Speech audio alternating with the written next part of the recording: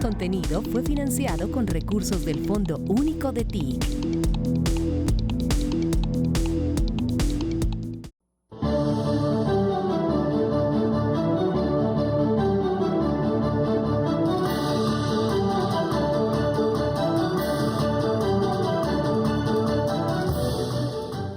Hoy se conmemoran dos cosas. Obviamente, uno de los días fundacionales de la República, el 7 de agosto, la última batalla, y la definitiva, aunque la Armada me ha hablado de dos batallas estratégicas en medio del sinnúmero que hubo en aquellas épocas, principios del siglo XIX, épocas que en el mundo fueron de banderas flameantes y de cambios sustanciales de la cultura de la humanidad, casi toda. La batalla de Boyacá aquí y Maracaibo. Son las dos batallas definitivas, una porque aquí derrotó el ejército en tierra que existía en manos de la monarquía, y la otra porque se derrotó el que venía a reponer la baja del ejército derrotado aquí y a reconquistar por segunda vez estas tierras para la corona española. Es indudablemente un día fundacional, pero coyunturalmente también se celebran 2 años de este gobierno.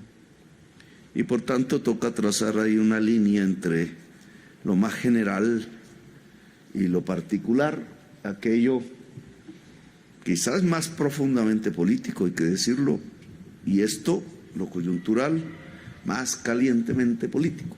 Entonces, por el acto que conmemoramos aquí del ejército, que debe ser un ejército de la nación, unas fuerzas militares de la nación, pues no nos vamos a meter en los debates calientemente políticos, sino tratar de abordar 2 temas fundamentales, yo creo, que nos trae este día, que es día también del ejército. El primero es lo que significa la fundación de esta república, en mi opinión. Las preguntas y las respuestas que dio en su momento, en 1819. Y en segundo lugar, lo que ha sucedido con el ejército, ahora que llamamos fuerzas militares, e incluso en un concepto más amplio, de acuerdo a la Constitución del 91, fuerza pública.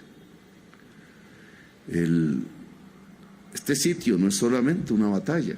A veces uno mira, y obviamente los puntos dominantes, quienes los tenían, creo que mi amigo Pedro sabe más de eso que yo, cómo se desarrolla, por qué ese puente es tan importante. Dicen que el río era más grande y que entonces no se podía pasar de un salto. Tiene que ver con los cambios climáticos y de nuestra naturaleza en estos 2 siglos largos que ya han pasado.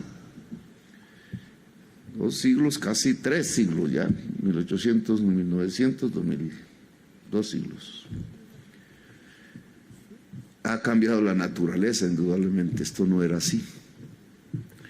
Pero la batalla nos trae una serie de preguntas. ¿Qué era lo que peleábamos nosotros, los que hoy nos llamábamos colombianos en aquella época, y que estábamos del otro lado de la trinchera, del otro lado del río?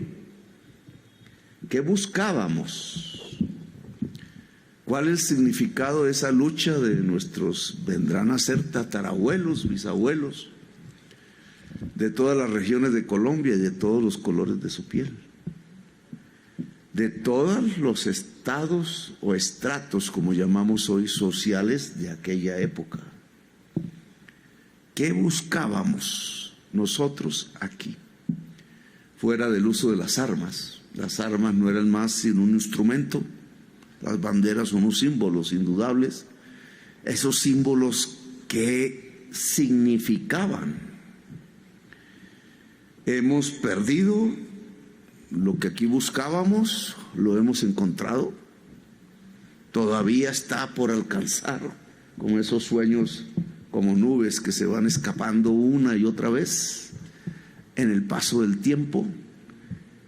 ¿Qué buscábamos los colombianos en este campo en donde murieron, donde se arriesgaron, donde segurísimo tuvieron miedo y donde tuvieron valentías y arrojos y algún hálito de la historia que empujaba, algún espíritu que hacía que se pudiera vencer a pesar de las dificultades que buscábamos las y los colombianos? Porque aquí, recuerda nuestro sabio historiador, cabalgó también las mujeres, eran llaneras, también en la infantería, también la mujer, sabemos, hizo parte de este esfuerzo, y con mucho ardor, quizás mayor, lo he visto, que en el hombre mismo, porque cuando se pelea por el hogar, se pelea con más fuerza. ¿Qué buscábamos los colombianos?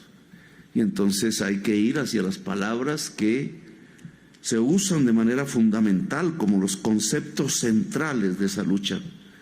Lo oía en el video, inteligentemente hecho, libertad,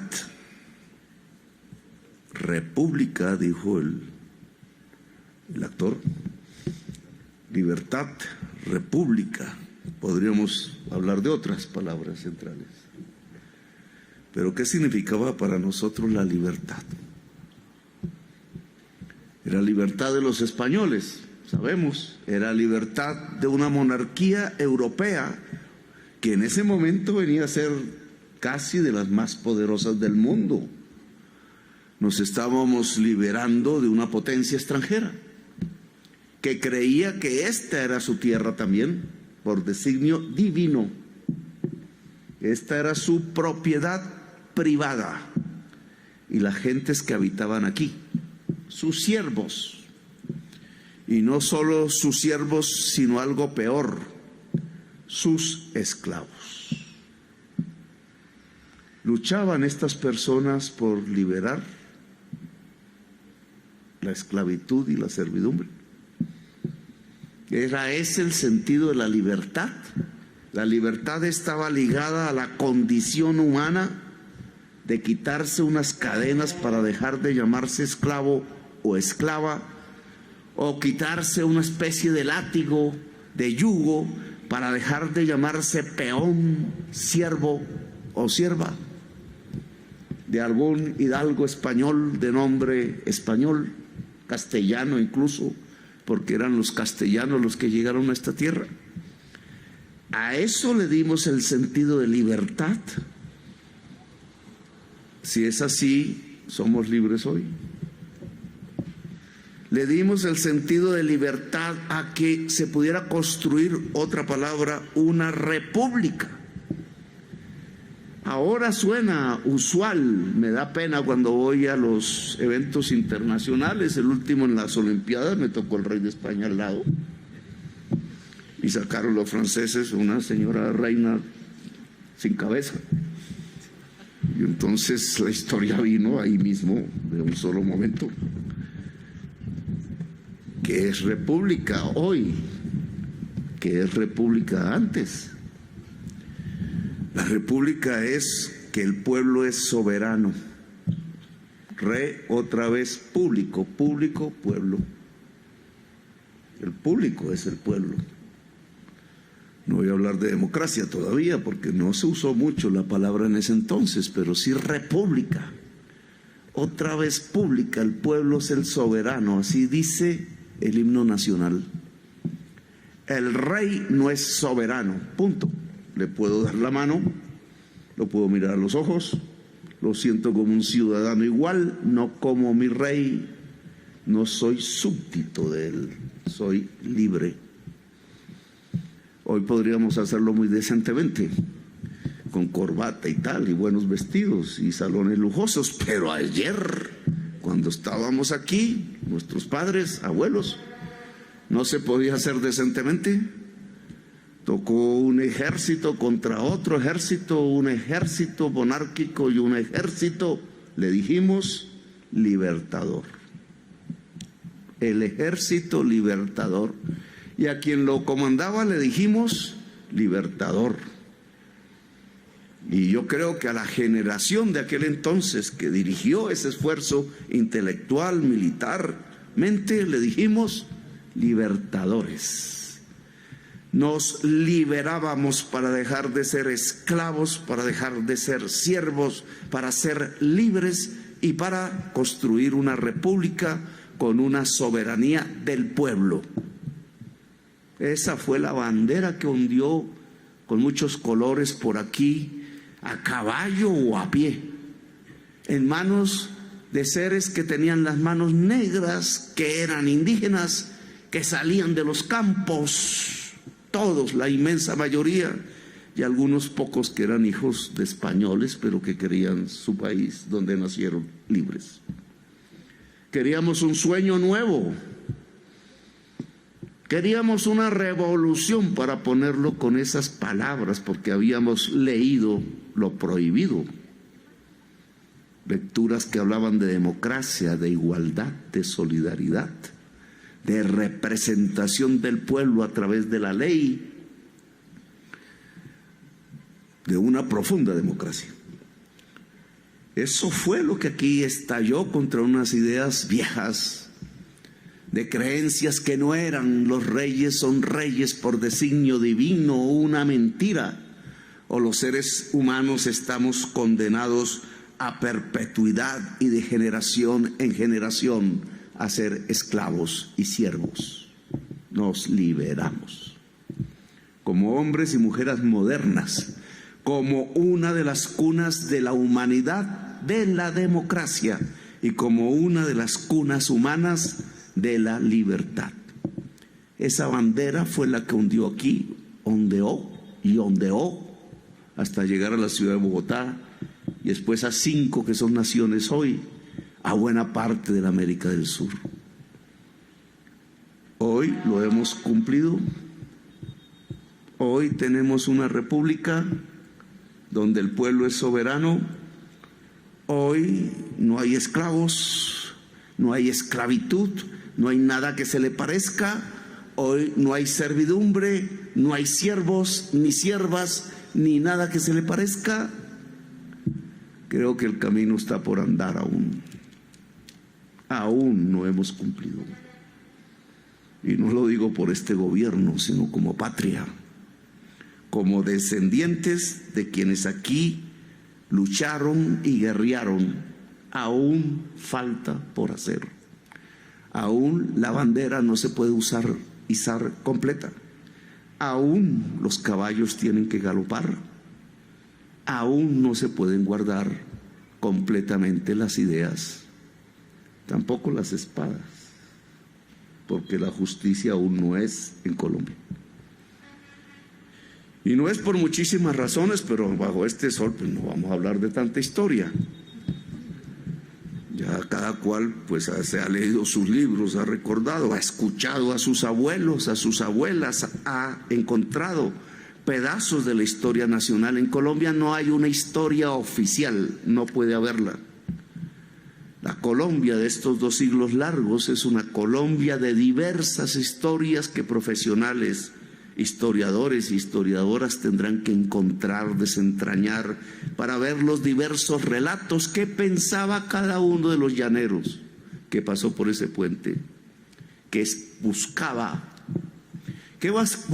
cada uno de esos soldados y de esas mujeres que acompañaron este territorio. Cómo se encontraron en este hecho de la historia y cómo se reprodujeron los años siguientes de nuestra patria. ¿Qué pasó con esos hombres y mujeres? ¿Murieron de pobreza? ¿Fueron olvidados? ¿Algunos siguieron marcando las páginas de nuestra historia? Aquí creo que hace un año comenté el episodio del último oficial de Bolívar, porque el Ejército Libertador por decreto fue eliminado. El último oficial de Bolívar fue en 1851, está enterrado en Chiapas, México. Era teniente cuando pasó por aquí. Y era indígena de Collaima, de Chaparral exactamente, del Tolima, inaugurando esas generaciones enteras de gente de Chaparral que la han hecho tan famosa. Y de teniente pasó, una vez murió Bolívar, hacia Venezuela a luchar por la idea bolivariana en Venezuela, tratando de que esto fuese un solo país. Y derrotado vino, y los obreros artesanos pobres, los que antes eran siervos y siervas de Bogotá, lo eligieron presidente en uno de los conflictos que hemos tenido. Fue el único presidente indígena de Colombia, el último oficial del Ejército Libertador, el general José María Melo, enterrado en Chiapas porque una vez expulsado por las tropas esclavistas que querían mantener la esclavitud en Colombia en 1851, 30 años después de esta batalla, tuvo que irse a pelear a Nicaragua, a El Salvador, dicen, y a Chiapas, donde murió defendiendo las banderas del liberalismo que consideraban revolucionario. Ahí murió el último general del Libertador, defendiendo indígenas y liberando, con la bandera aún en alto. Después vino nuestra historia y llegamos hasta el día de hoy. Y entonces, ¿qué pasó con el ejército? Segundo tema. Si nuestra república, nuestro deseo de libertad real, integral, no de mentiras. La libertad no es ir a comprar un supermercado, supercherías. Es existir libre como espíritu en toda la dimensión que un ser humano pueda tener en el día de hoy, hombre o mujer. Ahora, ¿qué pasó con nuestro ejército? Y tendríamos que verlo hoy. Comparados, eran 2000 y pico hombres, hoy centenares de miles de hombres y mujeres. Y aquí creo que tenemos que hablar de buenas cosas. Bueno, siempre ha habido, como en todo en la historia humana, lo positivo, lo negativo. Nunca se separará lo positivo de lo negativo, porque el fluir siempre es contradictorio, como la vida misma. Pero aquí estamos en sus 214 años de cumpleaños, entregando un ejército que en los dos últimos he ayudado a construir. Solo en los dos últimos.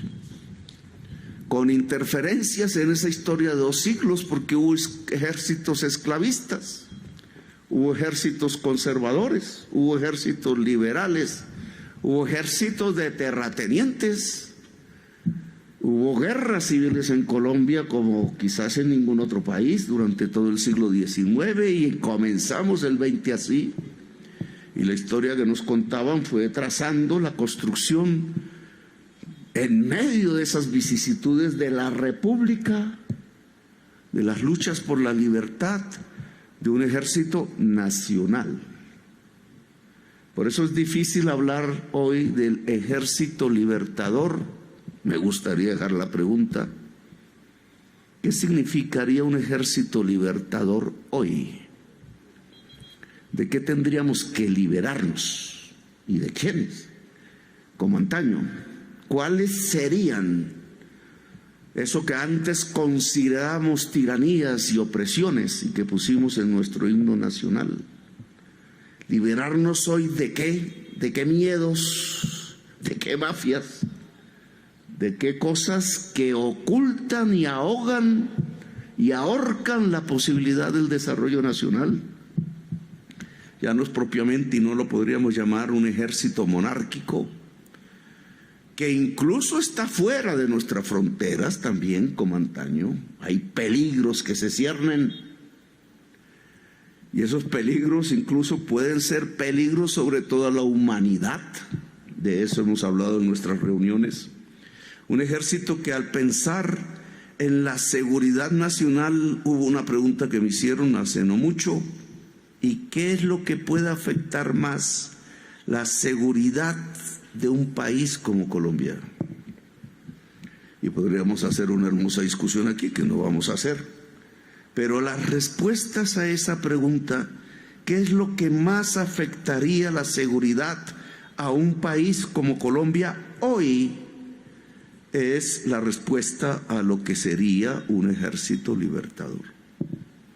Tendríamos que liberarnos de esas inseguridades o mitigarlas.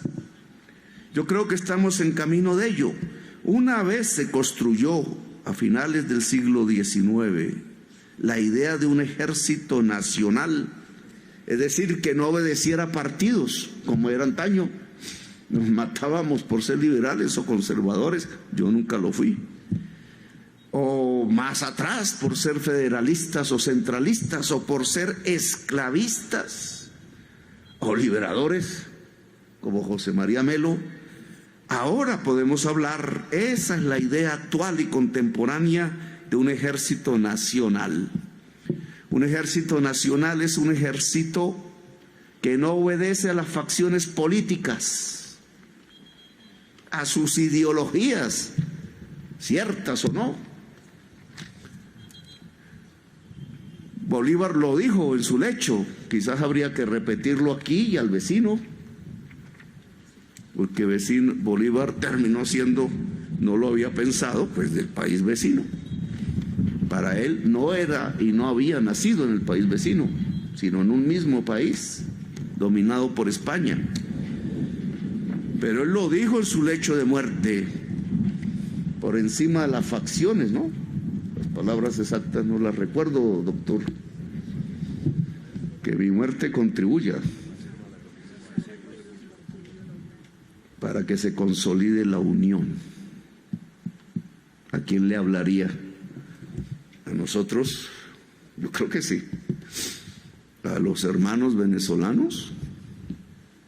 Yo creo que sí.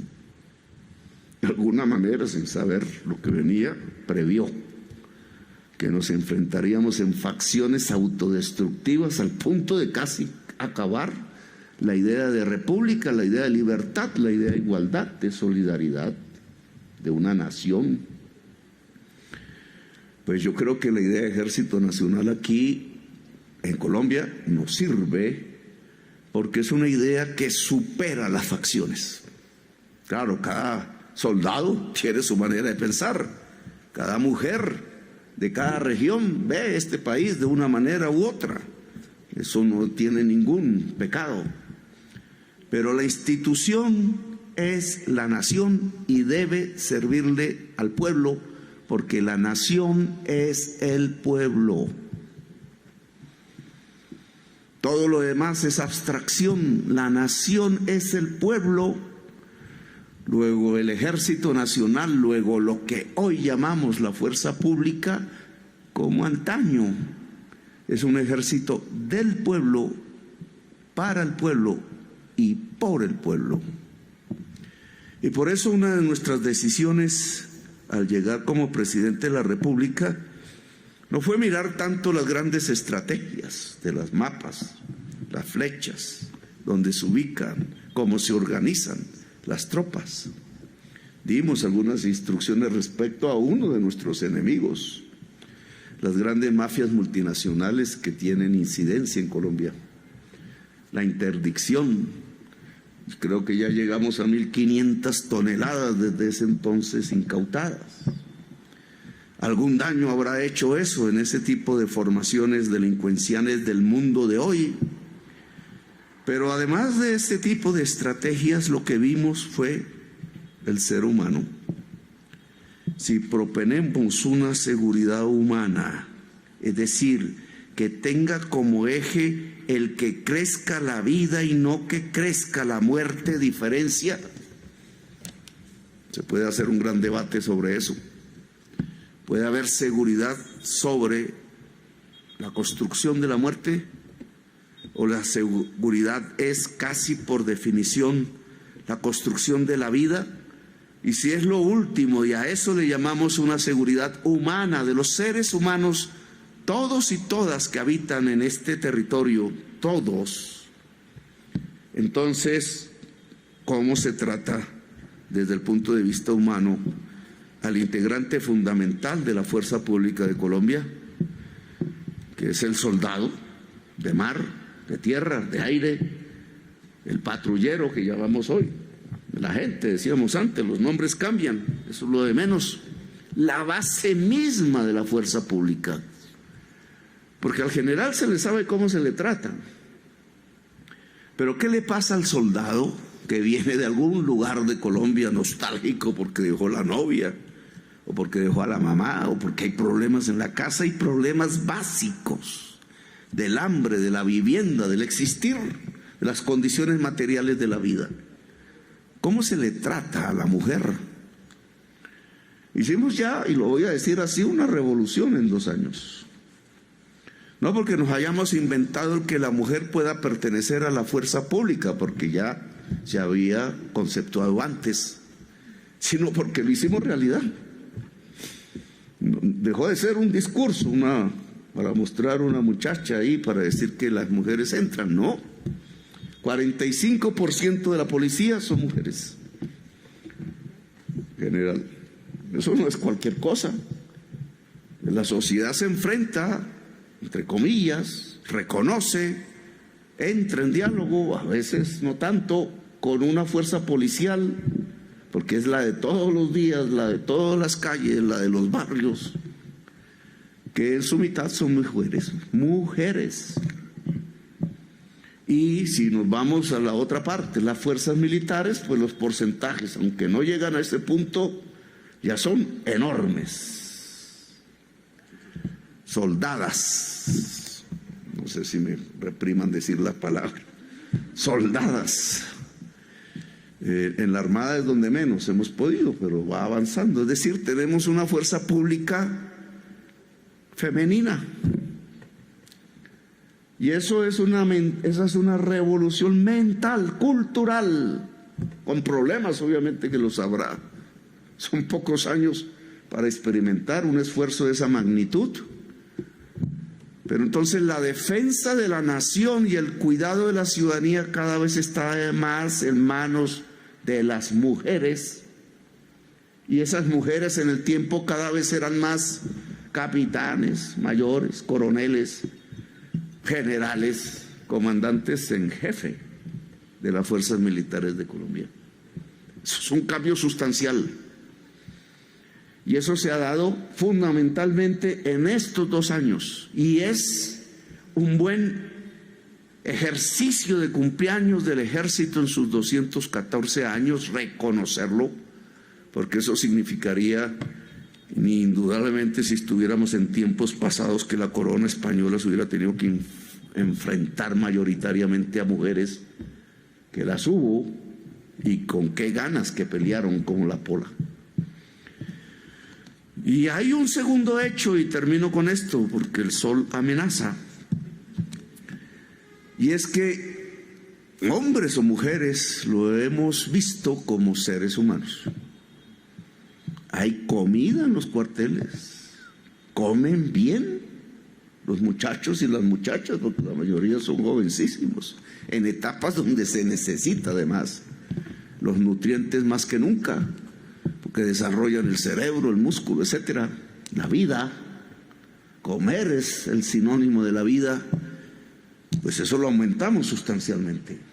No se le puede exigir a un joven vaya a la trocha y allá arriba quizás en la noche lo espera un disparo, la muerte, que se sabe, y entonces con hambre, no. Y no solamente la comida, que es lo básico, que fue duplicada en su presupuesto, sino sus ingresos, los que reparte con su mamá, con sus amigos, con su novia, como quiera.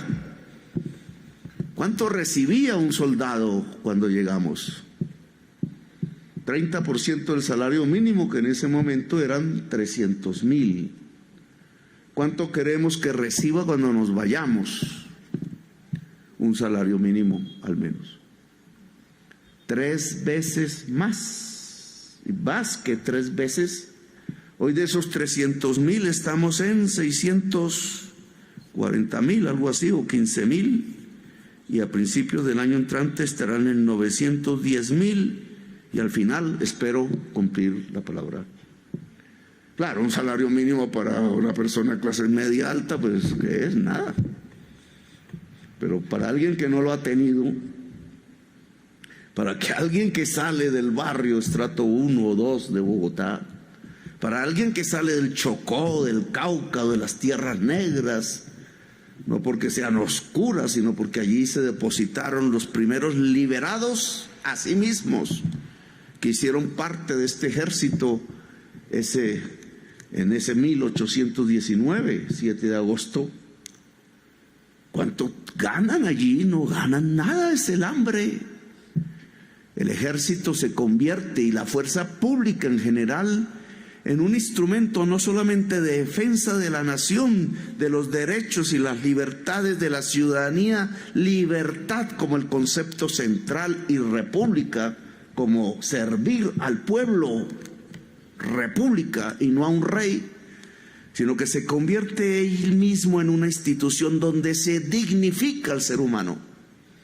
Aún yo creo que hay muchos problemas, pero un muchacho o una muchacha que entren a cualquiera de las armas, al salir, cualquiera que sea la fecha de la salida, por voluntad o porque hubo que salir, debe salir mucho más digno, mucho más digna, mucho más inteligente, con mayores conocimientos y con mayor capacidad de asumir la vida como un libertador, como una libertadora.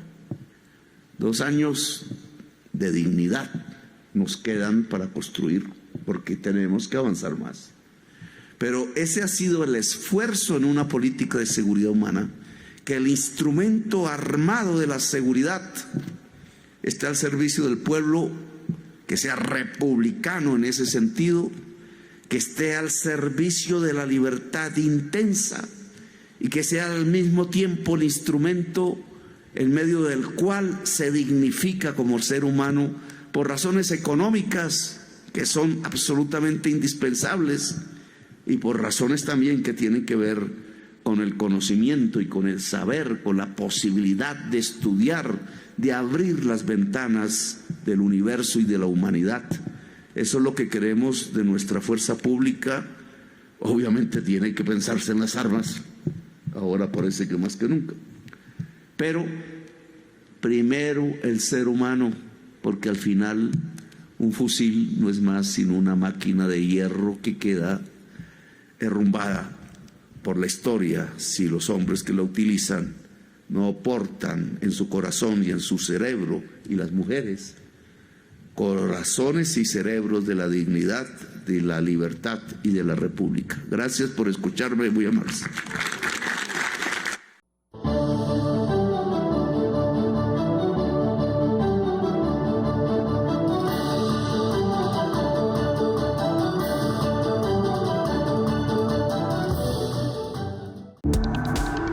Este contenido fue financiado con recursos del Fondo Único de TIC.